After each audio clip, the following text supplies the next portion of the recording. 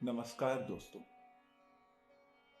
जैसा कि आप जानते हैं कि हमारा इतिहास महान राजाओं की कहानियों से पटा पड़ा है। ये सब कहानियां बहुत रोचक तथा ऐतिहासिक दृष्टि से बहुत महत्वपूर्ण हैं। आज हम एक ऐसी ही रोचक तथा महत्वपूर्ण घटना के बारे में बात करने जा रहे हैं। दोस्तों, पुराने समय में वर्ण व्यवस्था के हिसाब से हमारा समाज चलता था।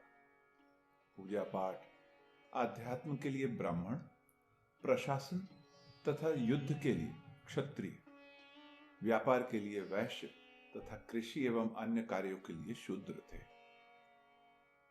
ये वर्ण कर्म प्रधान होते थे। इसके प्रमाण हमारे इतिहास में मिलते हैं, परंतु कुछ व्यर्थ आडंबर, तत्कालीन परिदृश्य व बाहरी षड्यंत्रों के चलते ये वंशानुगत हो गए। प्राचीन काल में एक पूजा होती थी हिरण्यगर्भ संस्कार की। इस पूजा के अंतर्गत किसी अन्य वर्ण के राजा को क्षत्रिय वर्ण के राजा को युद्ध में हराकर यज्ञ में उसकी बलि देनी होती थी। तदुपरांत वो राजा क्षत्रिय बन जाता था। ऐसी घटना का एकमात्र उल्लेख नरसिंह वर्मन द्वितीय के बारे में मिलता है। नरसिंह वर्मन द्वितीय पल्लव वंश के सर्वाधिक शक्तिशाली शासक थे। इनका प्रारंभिक वर्ण वैश्य था। महेंद्र वर्मन प्रथम के बाद वो कांची के राजगद्दी पर बैठे थे। इन्होंने परिमल, मणिमंगलम और शूरमार के युद्धों में पुलकेशिन द्वितीय को हराकर वातापी कोंडा की उपाधि धारण की। तदुपरांत हिरण्यगर्भ यज्ञ का आयोजन कराया तथा पुलकेशिन द्वितीय, जो कि क्षत्रिय राजा थे, उनको युद्ध में हराकर मार डालने के फलस्वरूप क्षत्रिय वर्ण धारण किया। नरसिंह वर्मन ने बादामी के चालुक्यों पर अधिकार करने के बाद अपना विजय स्तंभ स्थापित किया। इस विजय का उल्लेख बादामी में मल्लिकार्जुन मंदिर के पीछे एक पाषाण पर उत्कीर्ण है।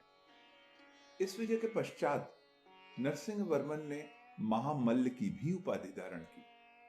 नरसिंह वर्मन ने चालुक्य विजय के फलस्वरूप श्रीलंका के मानवर्मन को सहायता देने के लिए एक शक्तिशाली नौसेना सिंघल भेजी थी, जिसकी सहायता से उसने सिंघल के राज सिंहासन पर अधिकार कर लिया था।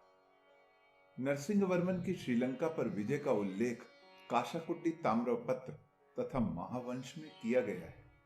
महावंश के 47वें अध्याय के अनुसार श्रीलंका का राजकुमार मानवर्मन भारत के राजा नरसिंह वर्मन के दरबार में रहता था। नरसिंह वर्मन के शासनकाल 641 ईस्वी में चीनी यात्री हुएनसांग कांची आया।